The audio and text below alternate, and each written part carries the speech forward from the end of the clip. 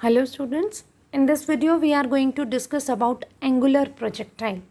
We have learned the basic part of the projectile, introductory part. Then we have discussed the horizontal projectile in which object was thrown horizontally. Okay, now we are discuss about this thing, angular projectile. In this we are going to throw the object like this, and these two are the examples which you can perform at your home also. You can throw the object like this and you can throw the object like this. Suppose this is any table or this is any ground or any reference level. You are throwing an object in a direction which is making an angle theta with the level, with the ground or table, whatever you are saying. Okay, then object is going to move like this. Firstly, of course, if you are throwing an object in some upper direction, it will move upper, and because of the attraction of the earth, it is going again back towards the earth. So this is the angular projectile. Under this we are going to discuss about path of projectile, means what will be its trajectory, time of flight, maximum height, up to which height it is reaching in the air, horizontal range as we have discussed in the previous one, horizontal projectile. The mechanism is also we are going to follow the same one as we have followed in the horizontal projectile.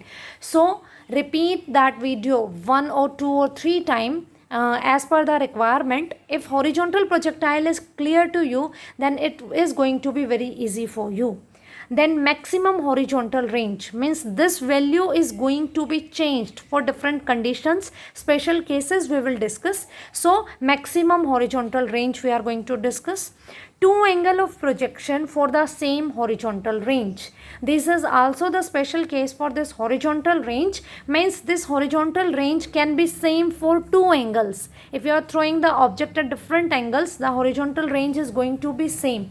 What will be those two angles?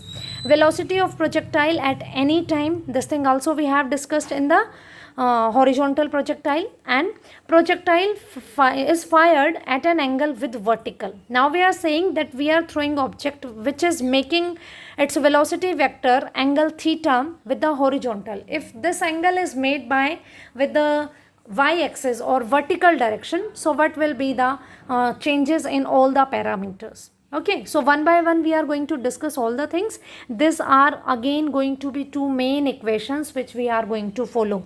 X is giving the displacement in x-axis, y is giving the value of displacement in y-axis. X naught, y naught are the initial position which every time we are denoting 0, 0, because initially we are taking that our object is at origin. Okay, from where we are going to start our motion. Ux and uy are the initial velocity along x and y axis. Ax and ay are the accelerations along x and y axis, and t will be the time about which we are talking. Okay, so let's start the first part, path of projectile. As we have done in the previous one, horizontal projectile, the same steps we are going to follow here. So let's start. We are going to discuss the path of projectile in both the directions, x as well as y. So for x, x is equals to x naught plus uxt plus half axt square. Okay, now x naught is equals to 0. Ux, now we are saying that we are throwing an object with initial velocity u, which is making an angle theta with the your level, reference level. So this u is going to be resolved in the two components. We have discussed this topic in our regular classes, resolution of a vector into the two directions, into the two components. So the horizontal component which is with theta is u cos theta, and the vertical theta will be u sin theta. Again, they both are perpendicular to each other, so they are going to be independent of each other. Horizontal motion will not disturb the vertical motion, as well as the vertical motion is not going to disturb the horizontal motion. They both are independent of each other. Okay, so along horizontal, along x-axis, ux is going to be u cos theta. Again, horizontal velocity will remain constant, so acceleration is going to be 0, as we have discussed in the previous case also, and t will be the time taken about which we are talking. So putting these values, x is equals to 0 plus u cos theta into t plus half 0 into t square. So x is equals to u cos theta into t. In horizontal projectile we get x is equals to ut because we thrown the object horizontally. This was like this. This is I am telling you for the comparison. Okay, this was done in the horizontal projectile. Object was thrown horizontal direction, so x was is equal to ut. Now the projectile is thrown along some different velocity which is making angle theta with the x-axis. So x is equals to u cos theta t because along x-axis its component is u cos theta. Again we will find out the time. X is equal, it will be x upon u cos theta. This thing also we have done in the previous topic. So now the motion along y-axis, y is equals to y naught plus uyt plus half ayt square. Okay, now again y naught is equals to 0, here uy. In that case uy was 0 because object was thrown horizontally. Now it is thrown at some angle. It have some velocity in y-axis also, and that is u sin theta. So it will be u sin theta and ay equals to minus g. Why? Because you are throwing the object in upward direction, but acceleration due to gravity wants the object downward. Okay, the both are in opposite directions. That's why negative sign will be here. Okay, in previous case we were throwing the object horizontally and it is directly coming towards the downward direction. So it was in the favor of acceleration due to gravity. That's why we took the acceleration due to gravity positive.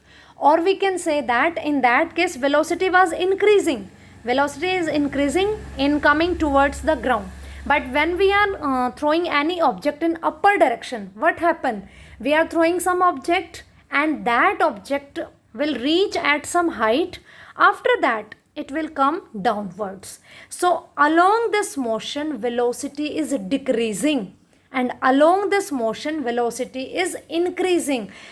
Here decreasing. Why? Because we are throwing the object in upper direction against the acceleration due to gravity. So if velocity is decreasing, so g will be taken as negative, and along this when velocity is increasing, so g will be taken as positive.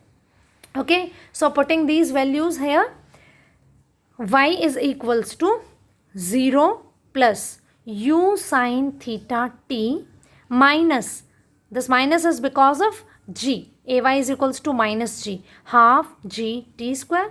Now we are going to put the value of t from this one here as we have done in the horizontal projectile also. So y is equals to 0 plus u sin theta into x upon u cos theta minus half g x square upon u square cos square theta, because t square, you will cancel this u, sin theta upon cos theta, it will give us the value of tangent theta. So y is equals to 0 will remain 0, x tangent theta minus half g upon u square cos square theta into x square. Again this is the equation of parabola. In horizontal projectile we get equation is equals to half kx square, sorry, half was also included in the constant, y is equals to kx square. This is the equation of parabola.